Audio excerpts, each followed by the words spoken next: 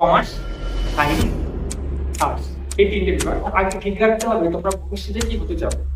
কারোর ইচ্ছে হবে আমি ইঞ্জিনিয়ারিং করবো, কারোর ইচ্ছে আমি ডাক্তার হবো। তো আবার তুমি আর্টস নিয়ে করেছো। প্রথমে বলি, যারা এবছর মাধ্যমিক পরীক্ষা দেবে তাদের জন্য এই ভিডিওটি খুব গুরুত্বপূর্ণ হতে চলেছে। তাই তোমরা পুরো ভিডিওটা না কেটে সম্পূর্ণ ভিডিওটা তোমরা দেখবে এবং বাড়ির গার্জেনদের অনুরোধ করছি আপনারাও যেন এই ভিডিওটি দেখবেন এবং বাচ্চাদের মতামত শুনবেন এবং তাদের মতামতকে আশা করি আপনারা সম্মান দেবেন।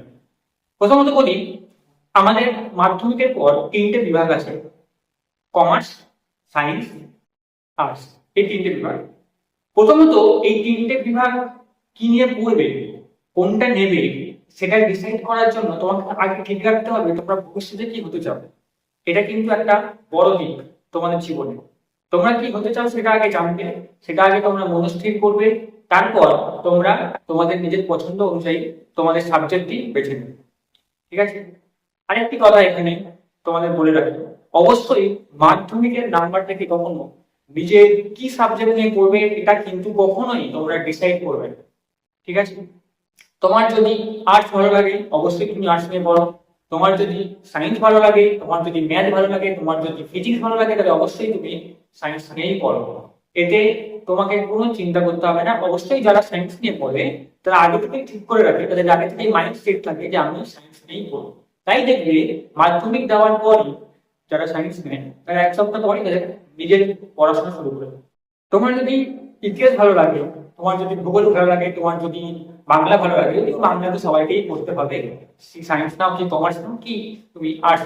তোমার যদি ইতিহাস ভূগোল ভালো লাগে তাহলে অবশ্যই তুমি আর্টস নিয়েই পড়ো। ঠিক আছে? এটা কিন্তু ভবিষ্যতের ক্ষেত্রে অনেকে বলবে কি বাবা তুমি আর্টস নিয়ে করেছো, এমনটা কিন্তু কখনো নিজে মনে করবে না, তাহলে কিন্তু তখনই তুমি নিজে হেরে যাবে। তাই তাদেরকে যোগ্য জবাব দিতে অবশ্যই তোমরা আর্টস নিয়ে পড়ে ভবিষ্যতে আরো উজ্জ্বল ভবিষ্যতের দিকে এগিয়ে যাও এবং তাদেরকে করে দেখিও সেই সমস্ত জিনিস।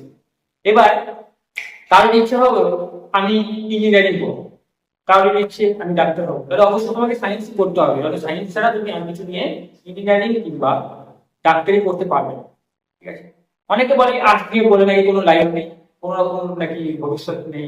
এগুলো সম্পূর্ণ ভুল ধারণা। ঠিক আছে? তুমি যাই নিয়েই বলো না কেন সবকিছুই ভবিষ্যৎ আছে। সে তুমি সায়েন্স পড়ো, সে তুমি কমার্স পড়ো, সে তুমি আর্টস। এবার আছে কমার্স। তোমরা যদি কমার্স নিয়ে পড়ো তাহলে এইচএস দেওয়ার পর তোমরা কি নিয়ে পড়তে পারো, অনেক লাইন আছে। সিএ আছে, সিএমএ আছে। সিএ অর্থাৎ চার্টার অ্যাকাউন্টেন্ট, যার দাম অনেক। তোমরা যদি পড়াশোনা করতে পারো তার দাম কিন্তু অনেক, তোমার একটা উজ্জ্বল ভবিষ্যৎ দিকে কিন্তু তুমি এগিয়ে যাবে। এবং সিএমএ রয়েছে, যার পুরো কথা হচ্ছে কস্ট ম্যানেজমেন্ট অ্যাকাউন্ট। এছাড়াও তুমি ট্যাক্স নিয়ে পড়তে পারো, ট্যাক্সের অনেক লাইন আছে। এছাড়াও অনেক লাইন আছে। অনেকেই বলে কমার্স নিয়ে নাকি কোনো লাইন নেই, কমার্সের ভবিষ্যৎ নেই, সম্পূর্ণ ভুল ধারণা। তো তুমি যেটা নিয়ে পড়ো না কেন তুমি আগে থেকে মাইন্ডকে সেট করে নেবে যে আমাকে ওটা নিয়েই পড়তে হবে, ওটাই আমার সাবজেক্ট। ঠিক আছে? ওকেই ধ্যান জ্ঞান করে নাও। দেখো অবশ্যই তোমরাও পারবে। কেন পারবে না? সবাই পারবে। তোমরা কি নিয়ে পড়বে এই বিষয়টা কিন্তু তোমরা সবার কাছ থেকে জানতে চাইবে না, কারণ তুমি যদি সবার থেকে জানতে চাও তাহলে এক একজন তোমাকে এক একটা পরামর্শ দেবে এবং তুমি নিজে বিভ্রান্ত হয়ে পড়বে যে আমি কি নেবো। অবশ্যই তুমি সবার কথা শুনো, কিন্তু তোমার মন যা চায় তুমি যেন সেটাই করো। তোমার মন যেটা চাইবে, তুমি যেটা নিয়ে পড়তে পারবে, তুমি যেটা পড়তে চাও, অবশ্যই তুমি সেটা নিয়েই পড়বে। কারোর কথায় কিন্তু তুমি কান দেবে না। তাও যদি তোমরা এখনো কনফিউজ থাকো যে তোমরা কি নিয়ে পড়বে, তাহলে তোমাকে একটা কথা বলি, কেউ যদি মনে করো যে আমি সায়েন্স নিয়ে পড়বো, তাহলে আমি তোমাদের সাজেস্ট করবো তাহলে তোমরা একটা কাজ করো, কিছুদিনের জন্য তোমরা সায়েন্সের বই নিয়ে একবার পড়ে দেখো। যদি তোমাদের পছন্দ হয়, যদি তোমাদের ভালো লাগে, সায়েন্স নিয়ে পড়ো।